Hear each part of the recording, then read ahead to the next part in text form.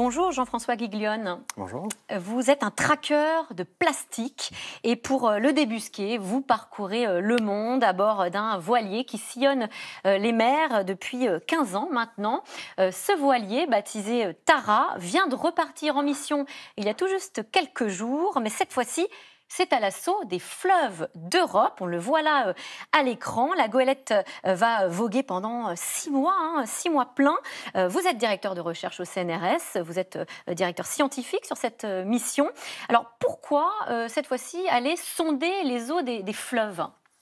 Alors ça fait effectivement longtemps on va dire une dizaine d'années qu'on traque les plastiques dans les océans. Maintenant, on a une bonne idée en fait de la quantité de plastique qui est en mer. Il était important de retourner vers la source de ces plastiques parce qu'on sait que ces plastiques, à 80%, ils viennent du continent. Donc c'était important que Tara rentre dans les fleuves, aille vers le grand public aussi, parle de cette pollution et qu'on aille prélever les plastiques dans les fleuves pour mieux comprendre ce qu'il y a dans ces fleuves. Oui, vous avez cette phrase très imagée, le plastique dans les océans, c'est un peu comme une fuite d'eau dans une salle de bain. Avant d'éponger, il faut d'abord arrêter la fuite. Donc, en substance, savoir d'où viennent tous ces plastiques. Ça, c'est important. Aujourd'hui, on a l'impression qu'il y a beaucoup de données en fait, sur les microplastiques. La réalité, c'est qu'il y a des choses qui sont connues en mer, il y a très peu de choses qui sont connues dans les fleuves. Et aujourd'hui, il faut combler ce vide. Et comment ça se passe très concrètement alors pour sonder ces eaux comment relever, prélever ces plastiques ? Alors, ça peut paraître assez simple, mais au niveau de l'échantillonnage, on met des filets derrière le bateau, et puis ça fait comme des grands entonnoirs qui vont collecter en fait tous les petits morceaux de plastique, et ensuite on les ramène à bord, et puis c'est assez fastidieux. On prend une pince à épiler et on récupère tous les morceaux de plastique les uns après les autres. Mais on imagine qu'il y a des monceaux de morceaux de plastique. Alors, effectivement, il ne faut pas imaginer des continents entiers où on pourrait marcher sur les plastiques en mer. On en est heureusement loin de là.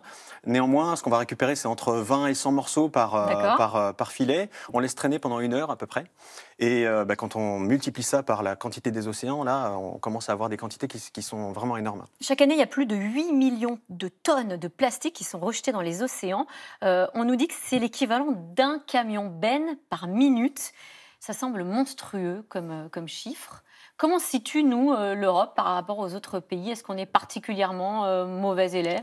Ou bon élève, malheureusement, c'est effectivement une mauvaise nouvelle que je vais annoncer, c'est que les premiers pollueurs, parmi les 8 millions de tonnes, on sait qu'on a à peu près 2,8 millions de tonnes qui viennent de la Chine par an.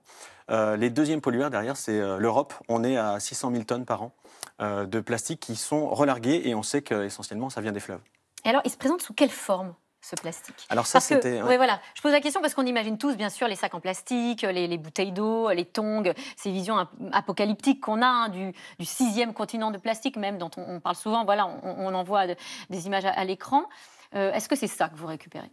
Alors, dans les pays européens, c'est un peu différent de ce qu'on peut trouver dans les pays d'Asie. On a déjà visité les pays d'Asie où on se retrouve beaucoup avec ce qu'on appelle des macro-déchets, des gros morceaux, comme vous dites, en fait, des sacs plastiques, des bouteilles, etc.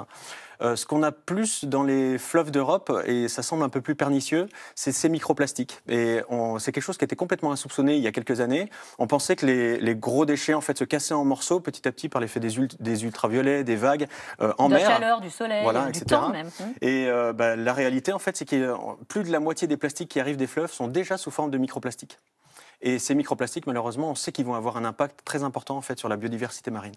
Alors, quel impact, justement ? C'est vrai qu'on entend beaucoup parler des poissons qui en meurent, des oiseaux. Est-ce que c'est principalement les conséquences de ces présences de microplastiques ?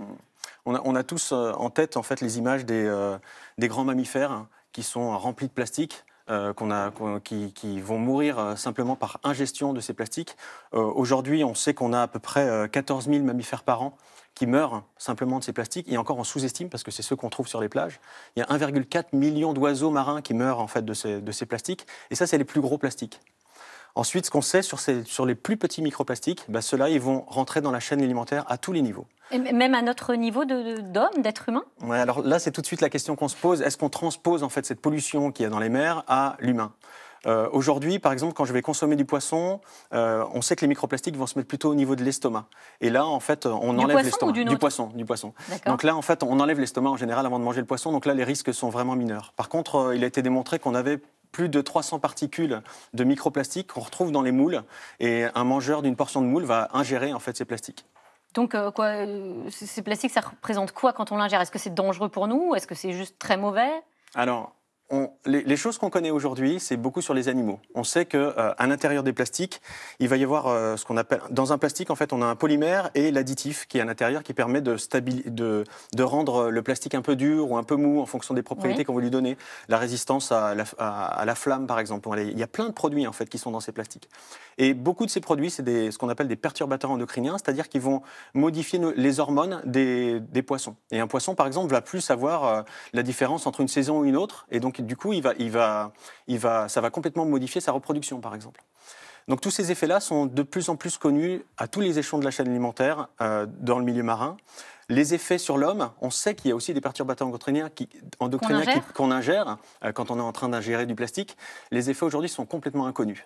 Donc on ne peut pas dire grand-chose, mais par principe de précaution, on imagine très bien en fait, qu'il y a des effets sur l'homme aussi. On imagine que la solution unique, ce n'est pas d'arrêter totalement de manger du poisson, enfin, à moins de décider ou d'être végétarien.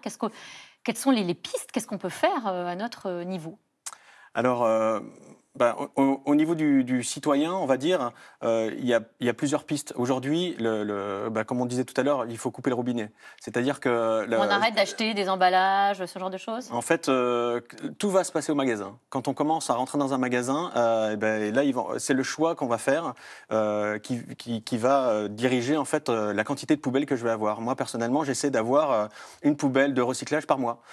Et puis, j'essaie de diminuer ça de plus en plus. Ça veut dire qu'il faut que je change mes habitudes. Et ça, quelque part, on a changé nos habitudes depuis une génération, parce que le plastique, il est arrivé dans les années 60. Donc, on a complètement changé nos habitudes. On a intégré ce plastique dans notre quotidien. Maintenant, il faut qu'on apprenne à l'enlever. Et c'est pas forcément facile, parce que quand on va dans un magasin, aujourd'hui... Il y en a partout, tous les aliments sont emballés. Voilà. Et alors, du coup, quand on a ce problème de consommateur, maintenant, aujourd'hui, les industriels se rendent compte de ça et se rendent compte qu'il y a trop d'emballage. Et eux-mêmes, en fait, aujourd'hui, sont en train de se dire, bon, le consommateur est en train de changer un petit peu. Et donc, les industriels aussi, peut-être proposent petit à petit une alternative. On parle aussi de plastique biologique, biodégradable, recyclable. Est-ce que ça... c'est intéressant ou c'est plutôt ce qu'on appelle du greenwashing, donc une manière de faire du marketing sur le développement durable? Alors, il y a de ça, mais il y a quand même en fait une réelle volonté de plein d'industriels qui viennent voir les scientifiques maintenant et qui cherchent des solutions pour l'emballage, pour leurs nouveaux produits. Et les pistes en fait, de ce qu'on appelle les plastiques biosourcés, biodégradables et non toxiques pour l'environnement, elles existent aujourd'hui.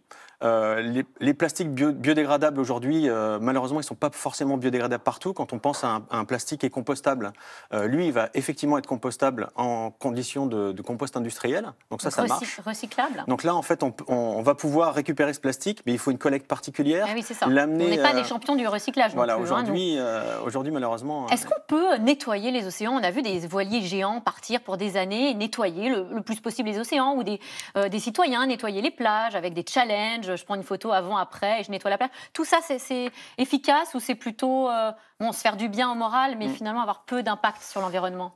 Tout dépend ce qu'on dit après, une fois qu'on a fait cette action. Soit on dit on va nettoyer les océans, et dans ce cas-là, en fait, c'est malheureusement pas vrai. On est incapable aujourd'hui de nettoyer tous les microplastiques. On est capable de prendre que les macrodéchets. Et c'est l'équivalent en fait de faire un nettoyage de plage. Donc c'est très important pour sensibiliser les gens, pour qu'on soit conscient en fait du problème, mais c'est pas la solution qu'il faut mettre en priorité, ça c'est sûr. Eh bien merci Jean-François Guiglione. On va vous laisser rejoindre votre voilier. Je crois que vous avez hâte et vous allez voguer vers la Tamise, le premier fleuve où vous ferez vos analyses. Merci d'être venu sur notre plateau. Tout de suite, c'est dans l'air. N'hésitez pas à poser toutes vos questions par internet ou par SMS au 41 555. Bonne émission à vous et à demain.